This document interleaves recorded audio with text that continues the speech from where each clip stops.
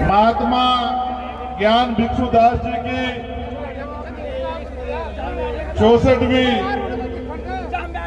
पुण्यतिथि पर इस ऐतिहासिक धरती को नमन करने आए लाखों लाखों की संख्या में हमारी माएं बहनें, हमारे बड़े बुजुर्ग, नौजवान साथी और यहां उपस्थित सभी संत, महात्मा गद्दी पे नशीद महात्मा गोवर्धन दास जी और जिनका आशीर्वाद पहले दिन से आज तक मेरे सर पे है, अमर ज्योति सदगुरु समन दास जी महाराज जी के चरणों में भी मैं नमन करता हूं। बोलिए सदगुरु समन दास महाराज की। उनके साथ साथ जिस धरती पर आप बैठे हैं, जिनके नेतृत्व में ये खरीदी गई, मास्टर हरिकिशन जी के चरणों में भी मैं नमन करता हूं। आज वो इस दुनिया में नहीं। आज हम यहाँ शांति से बैठे हैं, लेकिन इसको तैयार करने में बहुत बड़ा योगदान है। और जितने भी रविदासिया धर्म के इस मिशन को आगे बढ़ाने वाले हमारे संत, गुरु और गुरु प्रेमी, गुरुमुखी जितने यहाँ में, उनको भी धन्यवाद देता हूं। उनके पर चरणों में भी नमन करता हूं। सम्मानित इस सत्संग में उपस्थित कई प्रदेशों से आए सतगुरु जी के प्यारे संगत में बैठे सत्संगियों, मैं चंद्रशेखर आजाद, ये सच है कि आप लोगों ने अपने आशीर्वाद से मुझे एमपी बनाया, लेकिन मैं समाज का बेटा ही हूं, समाज का बच्चा ही हूं और जब तक जीऊंगा समाज का बेटा और बच्चा ही रहूंगा। मेरी बात को आप याद रखें। आज हम यहां उपस्थित हुए हैं, मैं आपको अपने दिल की बात बताता हूं। मेरे पिताजी और मेरा पूरा परिवार मेरे घर को 2 घर छोड़ के सतगुरु रविदास जी महाराज का गुरु घर है। मैंने उनके अलावा किसी दर पे मत्था नहीं टेका पूरी जिंदगी। अगर किसी दर पे टेका तो सतगुरु रविदास जी महाराज के गुरु घर में मत्था टेका। और उसका क्या सिला मुझे मिला और उनमें कितनी शक्ति है, उसका उदाहरण चंद्रशेखर आजाद आपके सामने खड़ा है। आप लोग डरना बंद कर दो और इधर उधर जाना बंद कर दो, अपने गुरु घरों में जाओ, सब कुछ ठीक हो जाएगा। ये अच्छे लोग नहीं है जो डिस्टर्ब कर रहे हैं। सत्संग की गरिमा को बना के रखो। हमने अनुशासन में रहना सिखाया, अनुशासन में रहो। आज भी मेरे याद है, जब भी कहीं सत्संग होता था, सदगुरु समन दास जी महाराज मुझे फोन करके ये भी नहीं पूछते थे कि मैं कहाँ हूं। मैं दुनिया के किसी कोने में हूं, देश के किसी कोने में, आदेश देते थे, भाई परसों सत्संग आ जाइए। और मैं कहता था महाराज जी पहुंच जाऊंगा। ऐसी उनकी कृपा थी कि अपने आप सारी व्यवस्था हो जाती थी और मैं सत्संग के टाइम पे सत्संग में पहुंच जाता था। हमारे तमाम जो जिम्मेदार लोग हैं वो जानते होंगे, मैंने बहुत सारे सत्संग हजार किलोमीटर की दूर से आके पूरे किए, क्योंकि उनका आशीर्वाद जब कोई कहता था, जब वो गुरु गद्दी में बैठते थे कि इनके सर पे हाथ रख दो, तो गुरुजी गुस्सा होकर कहते थे कि हाथ क्या, मेरा पूरा आशीर्वाद इसके साथ, और ये एक दिन पूरी दुनिया में समाज का नाम रोशन करेगा। इतनी जोर से चिल्ला के वो कहते थे। और जिस दिन वो इस दुनिया से गए, पूर्ण हुए, ऐसा लगा कि सब कुछ रुक गया हो। लेकिन मैं धन्यवाद दूंगा इस गुरु गद्दी पे नसीब जो महाराज गोवर्धन दास जी हैं, उनके सहयोगी ने भी इस मिशन को फिर से खड़ा कर रखा है। मैं उनके चरणों में भी नमन करता हूं। मेरा आपसे कहना है, महाराज की, मेरा आपसे कहना है, सदगुरु रविदास जी महाराज कोई साधारण गुरु नहीं थे। उन्होंने जो कहा दुनिया में उसकी कोई तोड़ नहीं है। 600 साल पहले वो जो कह के गए, जो दर्शन उन्होंने दिया, विरोधियों ने उस दर्शन को दुनिया के बीच जाने नहीं दिया। अगर उनके विचार दुनिया के बीच चले जाते, क्योंकि दुनिया में व्यक्ति राज नहीं करता, विचार राज करता है, और जो विचारों से जुड़ जाता है उन्हीं का राज आ जाता है।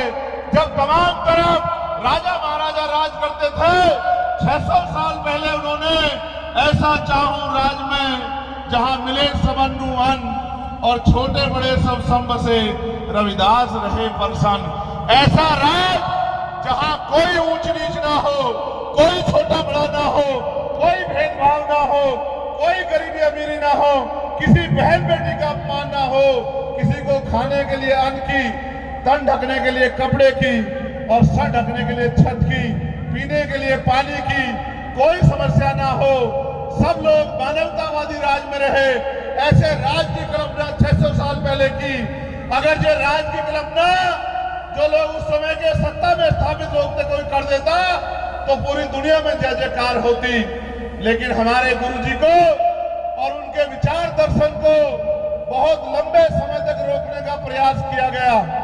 मैं तो धन्यवाद देता हूं हमारे सिख भाइयों का कि उन्होंने गुरु ग्रंथ साहिब में सतगुरु रविदास जी वाणियों को सबसे ऊपर रखा, उनका इतिहास जिंदा रखा।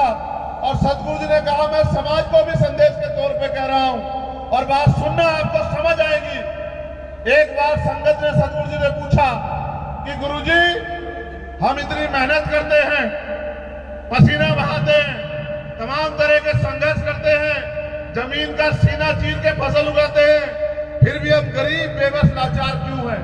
तो सतगुरु जी ने कहा, तिरुपत एक सेज सुख सूता, सपनों भयो भका भिकारो, अशरत रात बहुत दुख पायो, सोगत भई हमारो। इसका मतलब ये है कि इस देश में हमारे जो पूर्वज थे वो सुख शांति से अपने जीवन को जीते थे, राज में जीते थे। लेकिन जिसे सपने में आदमी सो जाए, उसका सामान चोरी हो जाए, इस तरह बाहरी आक्रमण यहाँ हुआ और हमारा राजपाट हमसे छीन लिया गया। जिनका राजपाट इस देश में होता था, आज बुरी बात है, मुझे संतों के बीच में कहना पड़ रहा है कि आज उनकी बच्चियों पे भी जुल्म जाति की जाती है, मूछे रखने पे, पगड़ी पहनने पे उनके साथ जुल्म किया जाता है, यहाँ तक कि घोड़ी पे बैठने पे भी जुल्म किया जाता है। इसका कारण ये है कि अगर आप अपने गुरुओं की बात में नहीं चलोगे, संतों की बात में पहरा नहीं दोगे, तो फिर आपकी तरक्की नहीं हो सकती। आप किसी के बाप को बाप कह लो, लेकिन अगर आप अपने बाप को बाप नहीं कहोगे तो आपका उद्धार नहीं हो सकता। मेरी बात को आप याद रखना। सतगुरु जी ने कहा, रास्ता बताया, मैं आपको कह रहा हूं, इस रास्ते पे चल जाओ तो आपका जीवन पार हो जाएगा। सतगुरु जी ने कहा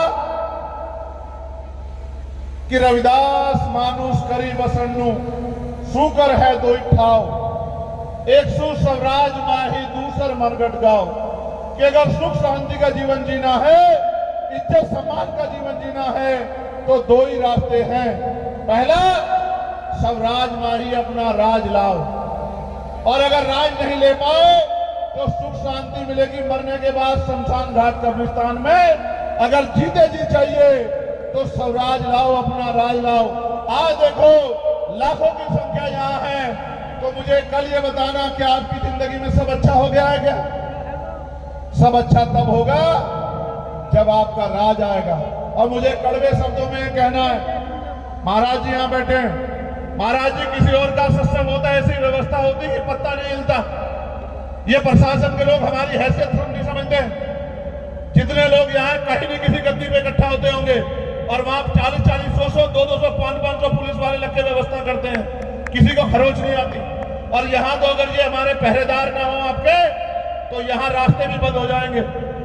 मैं प्रशासन से भी ये कहता हूँ, याद रखना, अगर अगली बार जब सत्संग होगा और व्यवस्था अच्छी नहीं हुई तो चैन से सोने नहीं दूंगा आपको। मेरी बात को अच्छी तरह दिमाग में रखना, कोई गलतफहमी मत रखना, कोई गलतफहमी मत रखना। ये मत समझना कि ये रविदासियों का सत्संग है और इसकी हैसियत में हमारी हैसियत ऐसी है कि जब दिल्ली में गुरुघर तो टूटा था तो हमने दिल्ली के तख्त को 24 घंटे में हिला दिया था। हमारी हैसियत इतने हल्के मत समझना। ये जो बाड़े में लोग बैठे हैं ये हमारे सर माते हैं, ये हमारी पगड़ी है, ये हमारे गुरु, हमारा सम्मान है। और अगर इनके सम्मान पे आ जाएगी तो फिर इसकी कीमत आपको चुकानी पड़ेगी प्रशासन शासन के लोगों। ये बात आप याद रखना। मैं व्यवस्था देख के आया हूं। अगर हमारे लोग जिम्मेदारी ना उठाएं तो ऐसा लगता है कि यहाँ कुछ भी नहीं हो रहा है। ये बहुत गलत बात है। ये हम भी टैक्स देते, दोहरा नहीं चलने देंगे। अगली बार सत्संग होगा तो व्यवस्था ऐसी होगी जैसी दूसरे लोगों के लिए होती है। और हमें किससे बुराई नहीं, उनके लिए और अच्छी करो। लेकिन हमारी माए बहनें सड़कों पे परेशान हो रही है, पानी में तमाम परेशानियां रास्तों पे, ये रास्ते भी नहीं बने।